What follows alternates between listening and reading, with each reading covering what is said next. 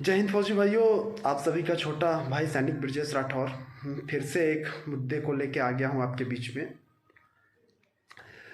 सैनिक भाइयों, जो स्टूडेंट लोग थे, काफ़ी सारे स्टूडेंट, कई एक हज़ार स्टूडेंट पिछले एक साल से ये आशा लगा के बैठे हुए थे कि कहीं इंसाफ मिले या ना मिले, लेकिन न्यायपालिका में मुझे इंसाफ ज़रूर मिलेगा। आपको पता होगा कि कोरोना के हवाला दे के डिले प्रोसीजर सरकार करके एग्ज़ाम को डेट बढ़ा के जो हज़ारों लड़कों का जिसका मेडिकल और फिजिकल हो चुका था, और उसमें से कई एक सारे NCC सर्टिफिकेट वाले थे जिनको सिर्फ ज्वाइनिंग लेटर देना था, उनको बोल दिया जो कि दोबारा जाइए, फिर से प्रक्रिया में आइए। और उनको ना तो ज्वाइनिंग दिया और ना कुछ कराया, पूरे के पूरे भर्ती प्रक्रिया को खारिज कर दिया। और इस चीज़ को लेके लोगों ने रोड पे उतरने की कोशिश किया। बहुत सारे लोगों ने बोला ये करो, वो करो, फलाना करो, और आप लोगों ने न्यायपालिका के दरवाज़ा खटखटाया। और धन्य है वो जज साहब जिनको एक लाइन की स्टेटमेंट अगर देना था जो कि राष्ट्र हित के लिए ये ज़रूरी है, तो उन स्टूडेंटों का पिछले एक साल से टाइम क्यों बर्बाद किया? जब आपको पूरे केस को खारिज ही करना था तो केस को एडमिट क्यों किए? जब राष्ट्र हित में ही आपको गुणगान गाना था जो कि राष्ट्र हित के लिए, ये देश राष्ट्र हित के लिए ये केस को पूरा खारिज किया जा रहा है, तो एक साल से आप क्या कर रहे थे?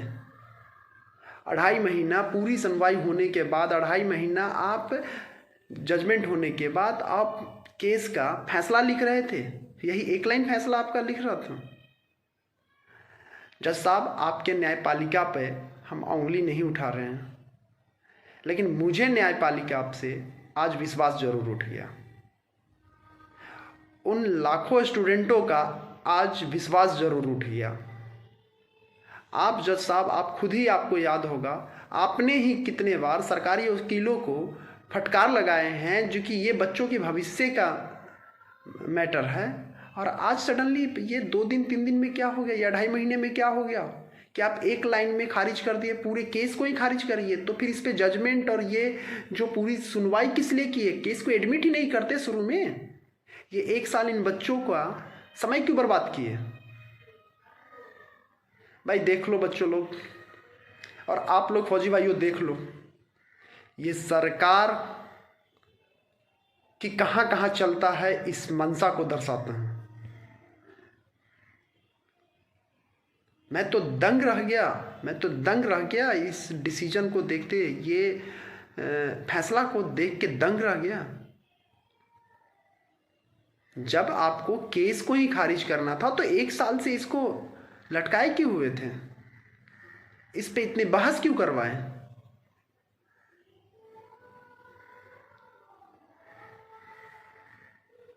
मैं तो दंग रह गया।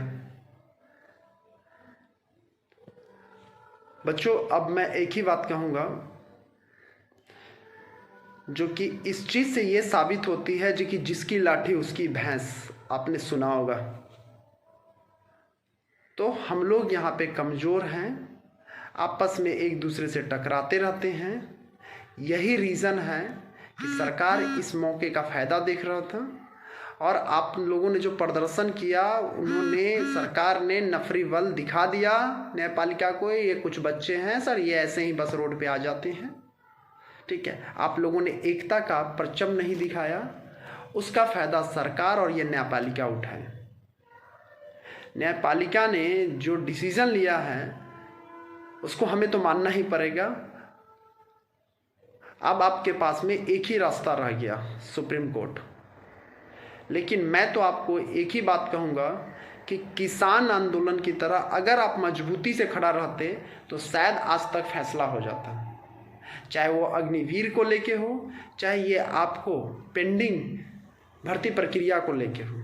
आप लोगों ने शुरू में ही बोले न्यायपालिका न्यायपालिका न्यायपालिका। भाई न्यायपालिका आज के डेट में आप समझा करिए, ये न्यायपालिका पूरी की पूरी सरकार के इशारे पे चल रहा है। नहीं तो मुझे नहीं लगता है जो कि जज साहब इतने आसानी से बस खारिज, देश हित में, राष्ट्र हित में। आप संविधान के तहत अभी क्या बोले हम, अगर कुछ बोलते भी हैं तो लोग बोलेंगे कि आप न्यायपालिका के ऊपर उंगली उठा रहे। क्या आपको इस देश में न्यायपालिका से विश्वास उठ गया? विश्वास तो नहीं उठा है। लेकिन आज के डिसीजन सुन के दिल और दिमाग दोनों मैच नहीं हो रहे।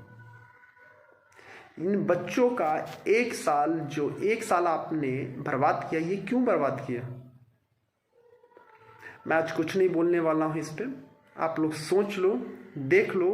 क्या अभी भी फ्रिक्शन में रहोगे, एक दूसरे के टांगे खींचोगे, या किसान आंदोलन की तरह रोड पे आओगे? अब तो मैं तो यही बोलूँगा जी कि केस वूस ये सब छोड़ो, कुछ नहीं होने वाला इस हिंदुस्तान में, कुछ नहीं होने वाला। 2024 का इंतज़ार करो। और 2024 से ठीक है, आज इनके कलम में ताकत है, इन्होंने फैसला सुना दिया। आज इनके पास में जिसकी लाठी उसकी भैंस है, वो कर रहे हैं। लेकिन जब 2024 आएगा ना, एक ताकत हम गरीबों के पास में भी है, वो वोट की ताकत है। जितना वैल्यू राष्ट्रपति की है वोट का, जितना वैल्यू प्रधानमंत्री का है, उतना वैल्यू जो रोड और फुटपाथ पे जो सोता है ना, उसकी भी सेम वैल्यू है। तो उस वैल्यू, ये उंगली पे जो निशान लगता है ना, उस वैल्यू का वेट करो। अब तो यही रह गया और बाकी कुछ है नहीं। क्या बोले वे, एक लाइन में खारिज कर दिया। ये राष्ट्र हित के लिए ये ठीक नहीं है। अबे राष्ट्र हित के लिए आपकी राष्ट्र की पड़ी हुई है, राष्ट्र हित के लिए अग्निवीर को खत्म कर दिए। जिस बंदे का एनरोलमेंट हो रखा था, उस बंदे को अगर आप एनरोलमेंट का आदेश दे देते, ज्वाइनिंग का आदेश देते, तो इसमें राष्ट्रहित का क्या बिगड़ जाता? अरे वो 4-5 हजार बच्चे थे, 4-5 हजार बच्चे से क्या फर्क पड़ जाता? 4-5 हजार बच्चे से देश को कोई नहीं फर्क पड़ता, राष्ट्रहित में कोई दिक्कत नहीं आती। लेकिन राष्ट्रहित के हवाला देके उन 4-5 हजार बच्चे का आप कैरियर में फर्क जरूर डाल दिए हैं जज साहब। मैं आपके न्यायपालिका पे उंगली एकदम नहीं उठाऊंगा। मैं एकदम नहीं कहूँगा कि आपने जो डिसीजन लिया है वो गलत डिसीजन है, क्योंकि अभी भी मुझे भारत के संविधान और भारत के न्यायपालिका पे पूर्ण विश्वास है।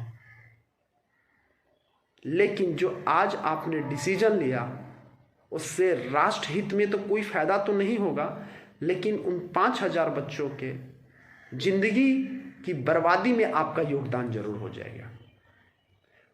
वो रोड पे उनको लाने में आपका जरूर बड़ा योगदान रहेगा, इस सरकार का योगदान रहेगा। और ये जो आप जज साहब जो चेयर पे बैठ के आपने जो आज डिसीजन ले लिए, वो जज साहब का योगदान जरूर रहेगा। जब मेरा इस बात से ये एकदम नहीं मैं वो तिल मिलाया हूँ और मैं घबराया हूँ या मैं आपा खो बैठा हूँ, जो कि आपने पूरे केस को खारिज कर दिया राष्ट्रहित के नाम पे, तो केस को एडमिट ही क्यों किए थे? ये 1 साल अपने टाइम क्यों बर्बाद किए? पहली केस में ही बोल देते, पहली डेट में ही बोल देते, देखिए ये राष्ट्रहित के लिए सही नहीं है। तो आपने तो आशा दिला दी है। आप तो जब बहस होते थे तो सरकारी वकील के अगेंस्ट में आप डांट मारते थे जी कि बच्चों के फ्यूचर का सवाल है। तो फिर आज उस बच्चे के फ्यूचर का क्या हो गया? चलिए दोस्तों, देख लीजिए आप लोगों को क्या करना है, कैसे करना है, क्या नहीं करना है। बाकी आप लोग कंसल्ट में हो ही, जैसा होगा हम आपके साथ में हैं। लेकिन हम तो यही बोलेंगे कि अब वेट करो 2024 का। अब जहां आप देख लो, आप लोग दूसरे नौकरी की तैयारी करो। ऐसे भी अग्निवीर में आप तुम लोगों के पास में तो एज तो बचा हुआ है नहीं। 2 साल उधर कोरोना के हवाला दे के बर्बाद कर दिए और 1 साल आपके जज साहब ने बर्बाद कर दिए। तो देख लो, अब बाकी क्या बोले। तुम भी राष्ट्रहित की गुणगान गाओ, राष्ट्रहित के लिए नारे लगाओ। ये चीज़ आज ने जज साहब और ये सरकार ने साबित कर दिया कि जिसकी लाठी उसकी भैंस। तो भैया आप अपनी अपनी लाठी को मजबूत करो। किसान आंदोलन की तरह अगर मजबूत नहीं करोगे तो इस देश में आपकी नहीं सुनी जाएगी। इस देश में आपको अगर कुछ लेना है, अपने हक लेना है, तो हक अब छीन के लेना पड़ेगा। आंदोलन करके लेना पड़ेगा, ऐसे आपको अपनी हक नहीं मिलेगा। चलिए भाइयों, चलिए बच्चों, बस इस वीडियो को यहीं पे मैं कंप्लीट करता हूँ। बाकी आप लोग देख लो आगे क्या करना है, क्या डिसीजन लेना है, क्या सुप्रीम कोर्ट जाना है। अगर सुप्रीम कोर्ट जाना भी है तो मैं तो पहले ही बोल रहा था जी कि बच्चों लोग आप लोग चलो सुप्रीम कोर्ट, क्योंकि मुझे पता था जी कि इतने ताम झाम इतने लेके आपका टाइम बर्बाद होगा, ये हाई कोर्ट खारिज ही कर देगा।